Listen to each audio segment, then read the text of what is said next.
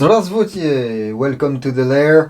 Aujourd'hui pour une nouvelle vidéo de présentation de réplique, une réplique que j'ai achetée avec mes petits sous quand j'avais encore de l'argent avant que ma voiture ne casse. Ça s'est joué de peu, mais le PP2K, le PP2K, PP2000 de chez Modify est dans l'antre et je vais vous montrer ce que ça donne. Et oui, c'est parti.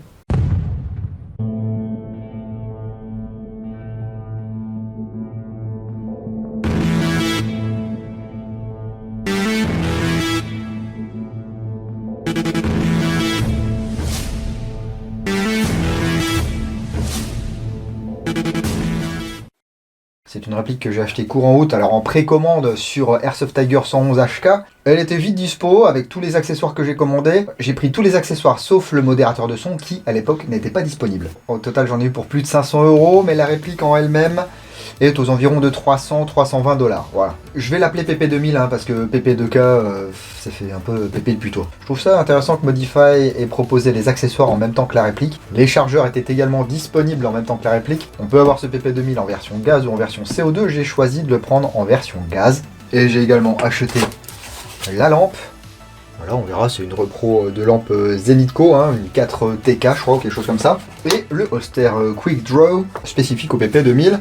Et j'ai également pris 3 chargeurs longs, 56 billes, car la réplique est livrée avec un seul chargeur court, 22 billes. J'ai reçu le carton, j'étais content, c'était un peu lourd, normal, j'avais beaucoup d'accessoires. Et j'ai été très étonné de voir que la réplique était livrée dans une mallette en dur, une mallette plastique, qui est très sympa. Il y a une poignée, 2 attaches pour un cadenas, et puis on va déverrouiller en faisant glisser comme ceci, et puis en ouvrant la mallette. Alors là je vous ai mis un chargeur long, mais il n'y est pas d'origine bien sûr. Ça se présente comme ceci. Le PP2000 plus son chargeur court. De la mousse alvéolée prend place sous le couvercle. Et en la soulevant, on accède à tous les petits accessoires et au manuel d'utilisation. Quant à cette mousse ici, dans la partie inférieure, c'est une mousse découpée en carrés. Et on peut enlever ces petits carrés pour que ça s'adapte à la forme du PP2000 et aux différents accessoires qu'on peut avoir avec. Sous cette mousse, il y a un autre morceau. Voilà, un peu plus rigide. Donc vous voyez, c'est bien sympa. Regardez. Vous voyez, des petits points de cassure là. Je vous montre ce qu'il y a dans la pochette. Un autocollant Modify, un patch Modify. Je les trouve sympas, ils sont assez sobres et tout. Et un patch spécial, édition limitée, Modify PP2K. Avec un petit smiley qui tient la réplique. Il est vraiment sympa. Putain patch. Ensuite, on retrouve dans cette boîte une longue clé Allen qui va nous servir à ajuster le hop-up. Un foulard, alors c'est pas vraiment un foulard, c'est un foulard de touche. C'est-à-dire que lorsque vous êtes touché, vous sortez ça, il y a un petit velcro derrière, vous mettez ça sur votre tenue, et puis vos copains vont arrêter de vous tirer dessus, normalement. Ensuite, le manuel d'utilisation. C'est pas mal fait, c'est succinct. Et puis à la fin, vous avez une liste des différentes pièces composant cette réplique. Et à l'arrière, les contacts utiles chez Modify. Alors j'ai contacté Modify bien sûr avant d'acheter cette réplique parce qu'on avait déjà fait une collab sur leur PDW, ça s'était plutôt pas mal passé. Enfin, les échanges avaient été cordiaux, mais a priori je pense que je suis pas assez bankable pour qu'ils m'envoient ce genre de réplique ou pour qu'ils continuent à collaborer avec moi parce qu'ils ont gentiment décliné ma proposition en me disant qu'ils avaient déjà envoyé tous les exemplaires qui étaient prévus pour review. C'était en août, depuis août vous avez vu une review vidéo de ce PP2000 moi non plus. S'il y en a une, je vous la mets ici, mais c'est un Britannique et il a acheté la réplique. Et cette vidéo est d'autant plus intéressante qu'il a acheté lui la version avec les chargeurs CO2, ça vous permettra de voir un petit peu ce que ça donne, et il a eu le modérateur de son. Donc ça complète un petit peu ce que je vais vous dire et ce que je vais vous montrer. Passons maintenant au chargeur. Voilà, chargeur à gaz, 22 coups. Avec un petit gaz route orange, là, c'est joli. Lavage de percussion. Une plaque inférieure ici avec un motif molleté. Voilà. Pourquoi avoir pris la version gaz? Je vous le donne en 1000. J'avais pas envie d'avoir un truc qui tapait à 400 FPS. Surtout que ce genre de réplique, même si on peut s'en servir en forêt, ça va être surtout dédié au jeu en CQB, quoi. Ou alors, ça c'est très bien aussi, en backup pour un snipe. Alors, backup de luxe, parce que plus de 300 $, plus les chargeurs, ça fait un petit peu chéro. Mais quand on aime, quand on est russophile, on ne compte pas. Et bien sûr, il y a un PP2000 dans cette mallette. Je vais vous montrer ça tout de suite. Et voilà, oui, c'est tout petit. C'est une forme un peu bizarre. D'où ça sort ce machin. Alors il y a une personne, c'est rigolo, qui m'a fait une réflexion, je ne sais plus quand, enfin assez récemment, ou je crois que quand j'avais posté la photo sur Instagram, qui m'avait envoyé un message privé avec plein de lols et de smileys là, pour me dire ah là là on reconnaît bien les designs des années 60-70. Peut-être, mais le brevet de ce PP2000 a été déposé en 2001 par KBP Instrument Design Bureau, c'est en Russie bien sûr. Hein. La première apparition du PP2000 c'est en 2004 sur un salon, et puis le PP2000 a été adopté en 2008 pour seconder le PP19 Vitiaz, là, voilà, par les unités de la police anti-émeute et des forces spéciales. Ça tire une munition de 9 par 19, donc 9 par 19 Parabellum, ou alors tout ce qui est perfo russe un petit peu bizarre, hein, AP6-3, les choses comme ça. Et ce n'est pas considéré comme un pistolet, mais comme un SMG, Submachine Gun, donc mitraillette. Hein. La partie inférieure de la réplique est composée de polymères d'assez bonne qualité, hein, franchement... ça rend bien, ça brille pas, c'est sympa. Et le receveur supérieur, la partie supérieure plus le canon, est en alliage. On a quelques pièces en acier, dont le groupe de détente, tout ce qui est mécanisme, détente, etc. Vous voyez, ça colle. La crosse également. Les goupilles. Le cache-flamme. Même l'attache de crosse ici. Le ras supérieur est en alliage. Le secteur de tir est en acier. L'attache sangle en acier. Le bouton ici en acier, ici encore de l'acier, donc c'est sympa, ça devrait être relativement durable. Alors attention, Achtung, alerte, alerte. Ici c'est le sélecteur de tir, lorsque vous êtes en position safe, c'est-à-dire qu'ici vous avez un point blanc, ne forcez surtout pas pour armer la réplique ou pour actionner la queue de détente. Déjà c'est pas prévu pour, et ensuite vous pourriez casser une pièce du sélecteur de tir. Donc systématiquement avant de manipuler votre réplique, hop, on se met soit en full, soit en semi. Donc c'est assez compact et léger, ça fait 1350 grammes pour une longueur qui est située entre 370 et 580 mm. Lorsqu'on déplie la crosse,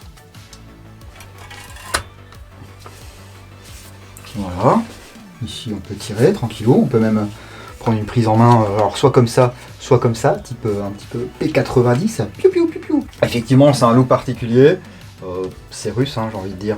Et un truc rigolo que j'ai oublié de mentionner, c'est que avant que la version noire ne soit disponible, on avait accès à des versions avec plastique blanc ou plastique rose. Alors je sais pas ce qui a pris à Modify de faire ça. Je suppose qu'ils en ont quand même vendu quelques-uns pour le fun, hein, pour un trip un peu, je sais pas, girly ou je sais pas, on a le droit d'aimer le rose et le blanc aussi, hein, mais bon.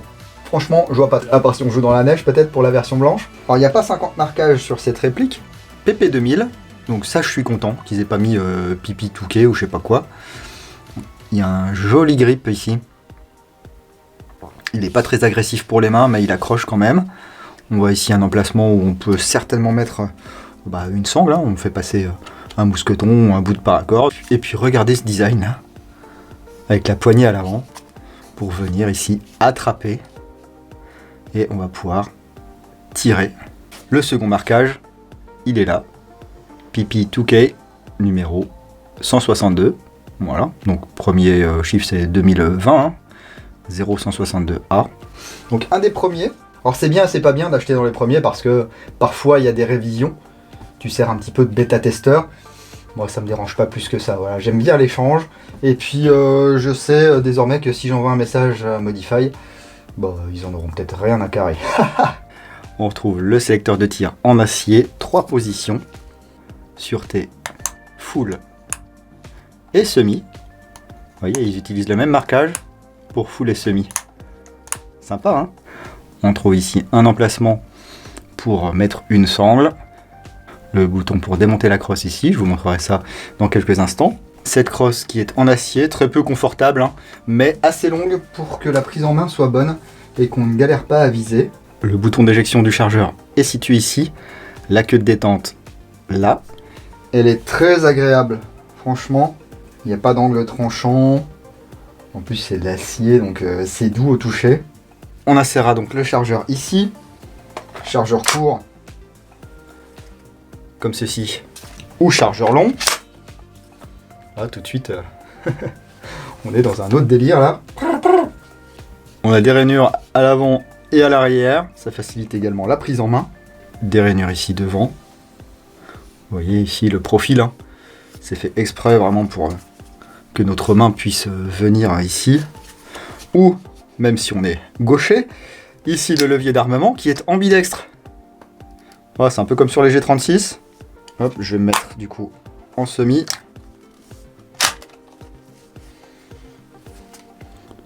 Ici on peut voir la chambre. Alors le réglage hop-up ne se fait pas par ici, mais se fait ici par en dessous. Vous voyez, il y a un orifice là, et avec notre longue clé 6 pans, on va venir tourner d'un côté ou de l'autre pour régler le hop-up. À l'intérieur, on a un canon de 150 mm, c'est très court, et le nouveau joint Predator de chez Modify, Predator bleu 65 degrés, qui est a priori une tuerie. On verra ça. Le cache-flamme ici à l'avant de la réplique, il est maintenu par une toute petite vis. Donc si vous voulez l'ôter pour mettre un modérateur de son, ne forcez pas, enlevez d'abord cette vis. C'est du 14 mm anti-horaire. Bien sûr, on pourra monter un optique compatible Picatinny sur cette réplique grâce au rail supérieur ici. Mais on pourra également se servir des organes de tir. Un guidon ici réglable en hauteur, l'outil n'est pas fourni dans la boîte. Et puis c'est tout simplement un petit cran ici qui va permettre de viser. Avec le profil de crosse, ça fonctionne bien, ça tombe sous les yeux, enfin sous l'œil du coup, enfin, on peut tirer les deux yeux ouverts, hein, mais ça tombe bien sous l'œil directeur. Si vous êtes gaucher, ça fonctionne aussi. Voilà, et vous allez pouvoir actionner du coup le levier d'armement avec votre main droite. Je vous parlais du démontage de crosse, ici il y a un bouton, on appuie, on tire, et voilà, la crosse est démontée, et à la place, on va pouvoir mettre un chargeur long. Regardez. Et oui, c'est pour ça que les chargeurs ont cette texture. Regardez la tronche du truc. Il y a bien que des Russes pour penser à ça, hein. Alors, c'est super inconfortable, mais franchement, ça le fait. Et puis, ça permet d'avoir un chargeur sous la main. Alors, bien sûr, il y a du jeu, hein, mais lorsqu'on épaule, le jeu s'efface. C'est la même chose avec la crosse d'origine.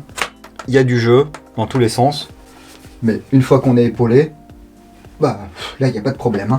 Pour démonter la réplique, c'est très simple. Il y a une pièce ici, on la pousse vers l'avant et on déverrouille, voilà, le receveur supérieur. Je vous laisse regarder un peu la mécanique. On a un roulement quand même pour faciliter le cycle. Alors il y a un petit peu d'alliage ici sur le côté, là aussi, le marteau aussi. Par contre le bloc à l'intérieur et le percuteur semble également en acier. Ici un ressort pour amortir l'ensemble mobile. Et vu la configuration du ressort et du bouton d'éjection du chargeur, je me demande si on peut pas le passer à droite pour les gauchers. Ici on peut voir la tringlerie de détente qui va vers l'arrière.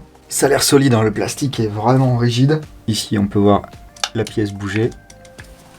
Cette pièce qui vient se prendre ici sur la gorge de verrouillage, j'appelle ça comme ça. Une tige guide, un ressort récupérateur ici à l'arrière. Est-ce qu'on va pouvoir dégager l'ensemble mobile? Oui! Oh, c'est très light, hein, par contre. Le nozzle ici, monté sur ressort. Voilà, 2 roulements. Toujours pour un cycle bien très doux. Le joint de hop-up à l'intérieur ici, et puis ici la vis de réglage. Donc là, mon hop-up est desserré à fond. Et je peux vous dire que hop-up desserré, déjà, il me fallait de la bille très très lourde. Je démontrerai ça, il y a peut-être un truc qui bloque un tout petit peu, qui empêche la remise à zéro. Parce que là, j'ai pas l'impression d'avoir une grosse action sur la forme de la bosse en fait. Donc il y a peut-être un petit truc qui est bloqué à l'intérieur. Il y a un tout petit point dur. Et c'est pour ça que même à la bille 0,40 en fait, sur les premiers essais que j'ai fait, ça allait pas du tout. Voilà, on peut faire son entretien tranquillou, on dégraisse, on relubrifie, et puis on peut remonter la réplique.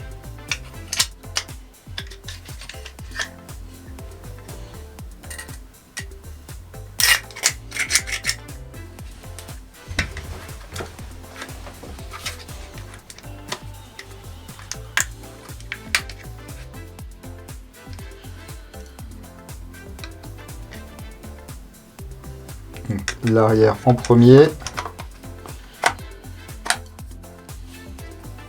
On vient reverrouiller. Voilà. Je vous parlais des accessoires, il y a donc la lampe.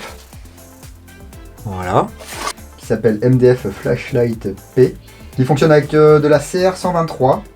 Il y a un interrupteur déporté qui est avec. Le support ici qui est en plastique. Et la lampe elle-même. Voilà, en aluminium, anodisé.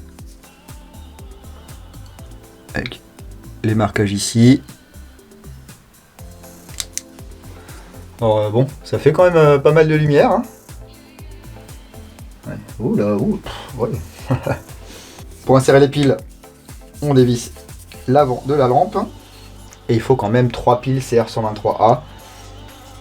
J'espère que l'autonomie est au rendez-vous. Hein. Parce qu'effectivement, s'il faut changer les piles toutes les 3 heures, c'est pas très rentable. Bon, cela dit, on reste jamais éclairé 3 heures en partie. On verra combien de temps ça dure. Donc, ça vient se fixer ici.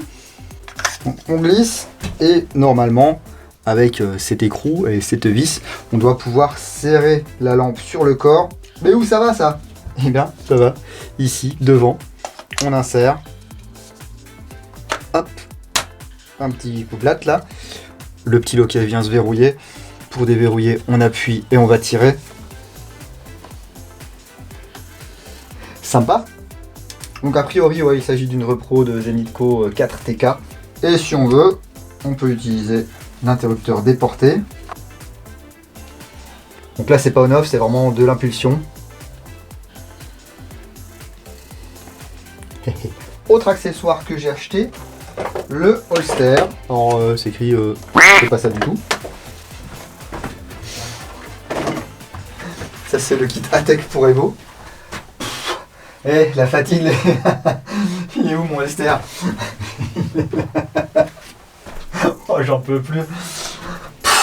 Depuis le début, je pense qu'il y en a qui se demandent qu'est-ce qu'il fait avec un kit Evo Atec là-dessus. Enfin, c'était loin, on voyait pas trop ce qu'il y avait écrit. Enfin, je l'avais déballé parce que ça arrivait dans un sachet souple. C'est le holster. Voilà, donc ça se met à la ceinture. Hein.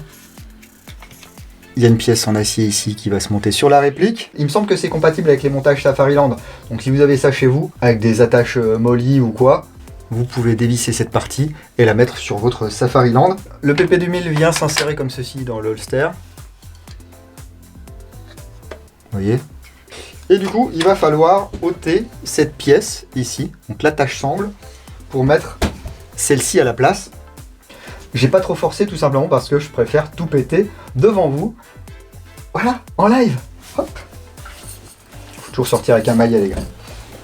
Allez, on va essayer de se faire ça.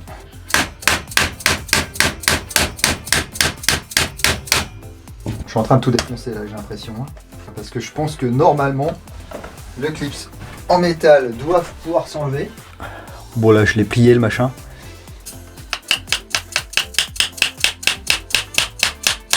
Bon là, ça va pas se sauver. Hein. Et du coup, cette pièce va venir se clipser dans le holster. Voilà, comme ça. Et là, ça ne bouge plus. Ça va pas se sauver. Juste faire attention à pas se blesser ici en sortant la réplique du holster. Voilà, il y a les molos. Et on peut mettre ça à la ceinture tranquillement. Ça le fait bien. En backup d'un snipe, je vous le disais. Mais bon, voyons voir ce que ça a dans les tripes. C'est bien beau tout ça, mais on a déjà passé un certain temps là à regarder ce PP2000. Voyons voir ce que ça donne avec un peu de gaz. Donc là, mon chargeur est plein. Je vais éviter celui-là. Je vais mettre une petite cale pour pouvoir tirer à vide. Parce que le principe ici, c'est qu'une fois qu'il n'y a plus de billes, le nozzle vient se caler contre la planchette élévatrice et on ne peut plus tirer. Voilà. Donc je vais mettre un bitonio en caoutchouc. Là, du gaz. Là, je prends de l'ultraire. Hein. De manière tout à fait arbitraire parce que j'ai ça qui m'est tombé sous la main.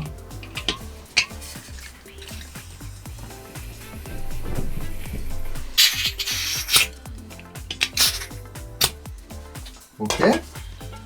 Lunettas, parce que sur la dernière vidéo, il y a un inquiet qui me disait ouais, pas de lunettes de protection et tout. Même si les verres de mes lunettes sont faits en polycarbonate incassable, qui font genre 2 mm, 3 mm d'épaisseur. Si ça vous rassure, je mets des lunettes de protection. Enfin, des lunettes de protection qui ressemblent à des lunettes de protection. Voilà. Sauf que là, je vois plus rien. Allez, c'est pas grave. Hop, insertion du chargeur, j'arme.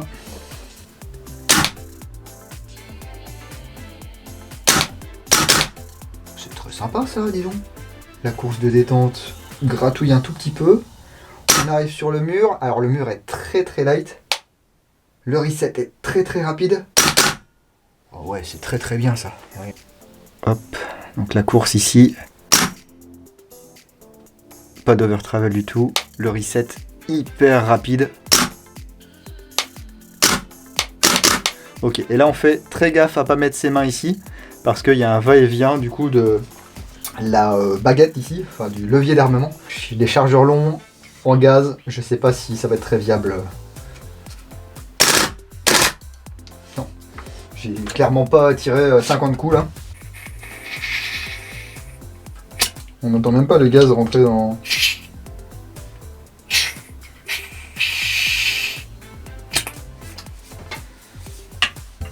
le chargeur.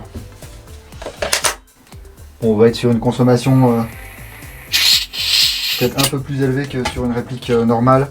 Les chargeurs sont très fins, c'est pour ça qu'à mon avis on n'aura pas une super efficacité en gaz là.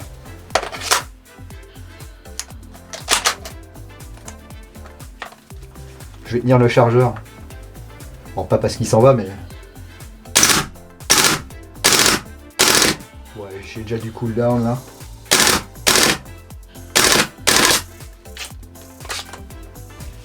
Pas cool down. On va essayer quand même le chargeur court.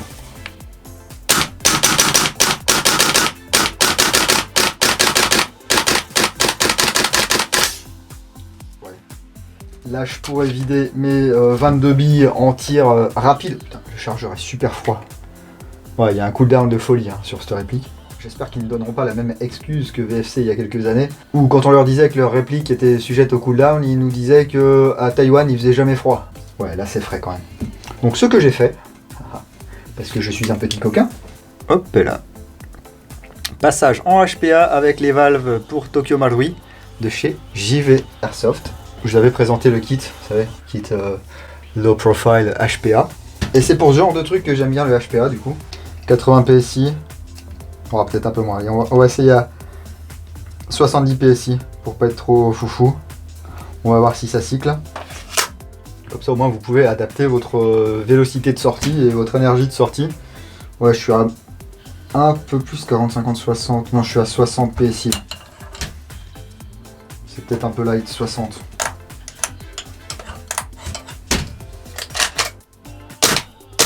Oh non, 60, ça cycle, hein.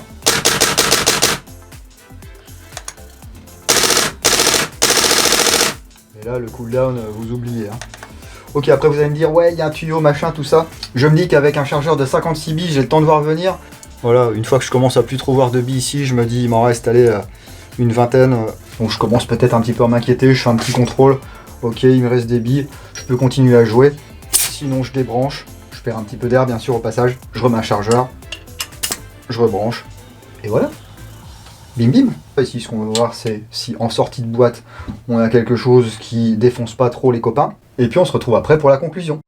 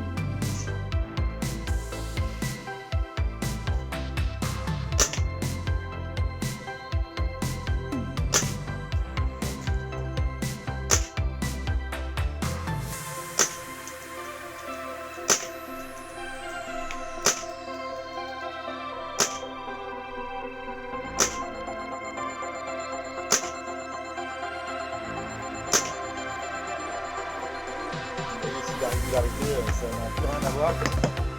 On va s'appliquer ici. On va voir si ça tape pas trop fort quand même.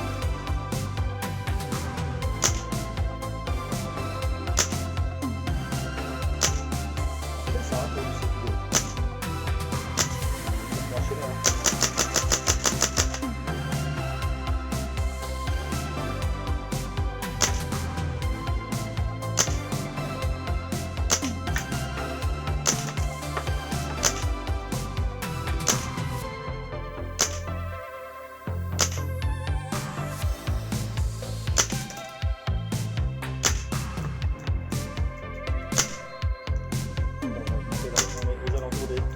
350.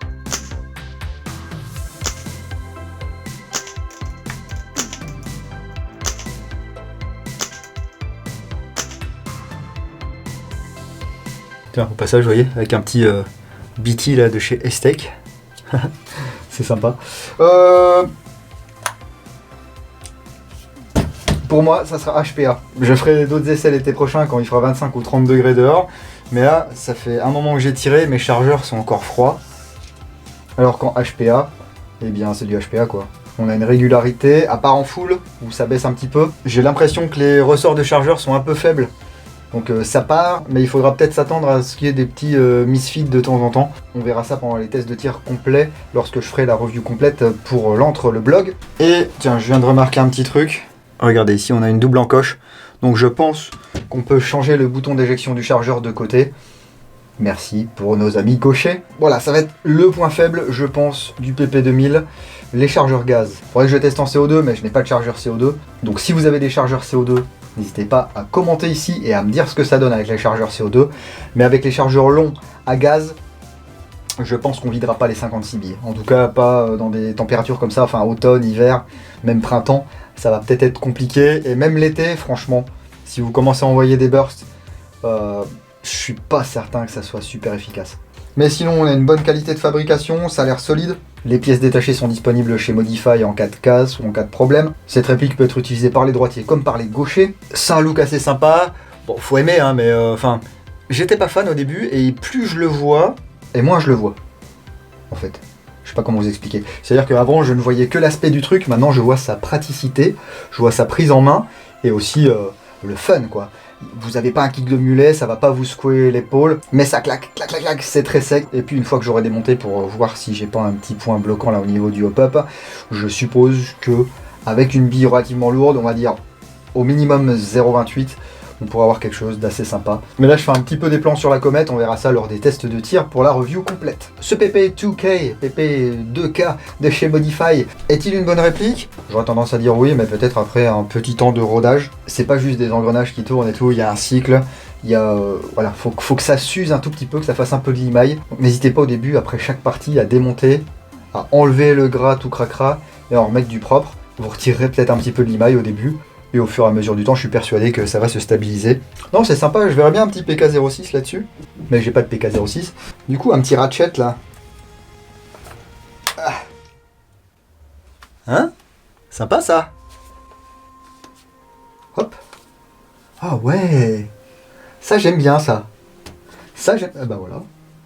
Pas besoin de racheter un point rouge. Regardez, avec le ratchet. C'est sympa, hein? Où en étais-je? Oui, si vous avez acheté le PP2000 et que vous voulez partager votre expérience avec nous, mettez-la. Ça aide tout le monde, c'est sympa. Ça aide les gens qui sont indécis. Et puis moi, j'ai pas eu le temps encore de l'amener sur le terrain. Donc si vous, c'est votre cas, n'hésitez pas à me dire ce que vous en pensez. N'hésitez pas à lâcher un gros pouce vers le haut, ça fait plaisir. Vous pouvez mettre un pouce vers le bas. Vous avez le droit, hein, liberté d'expression. Mais le pouce vers le haut, c'est plutôt pas mal, si ça vous a plu. Pour soutenir l'antre, vous pouvez également suivre les liens dans la description vers Utip et vers MyTip. Il y a également un lien référent vers Kula Tactical. C'est une boutique de surplus russe qui propose des répliques et du matos pour vous composer des tenues russes. Si vous utilisez ce lien vers le site lorsque vous avez besoin de commander et de faire des achats, eh bien Kula Tac me reverse une petite commission. Ça permet de continuer à faire vivre l'antre et à vous proposer des choses comme ça, hein, qui, bah ça m'a coûté 500 €. C'est les sous de l'antre, voilà, ça vient des sous de vos types et tout, et puis bah aussi de la banque, hein, parce que j'ai pas 500 € type tous les 4 matins. Mais bien entendu, vos types ne sont pas obligatoires. Tout le monde n'a pas envie de participer, tout le monde n'a pas assez d'argent pour pouvoir participer. L'important, c'est que ces vidéos puissent vous être utiles pour vos achats, qu'ils soient immédiats ou futurs. Si vous ne voulez rien louper de ce qui se passe dans l'antre, vous pouvez me suivre sur la page Facebook L'Antre du Dingo, sur Instagram, désormais aussi sur Twitch, et bien sûr sur www.l'entredudingo.com qui est le cœur de l'antre. Continuez à vous protéger, ça permet de protéger vos proches. Respectez les distanciations sociales et le port du masque lorsque c'est obligatoire. N'oubliez pas, qu'on soit en confinement ou non, comportez-vous sérieusement mais sans vous prendre au sérieux. Et moi je vous dis à bientôt dans l'Antre du Dingo. Bise.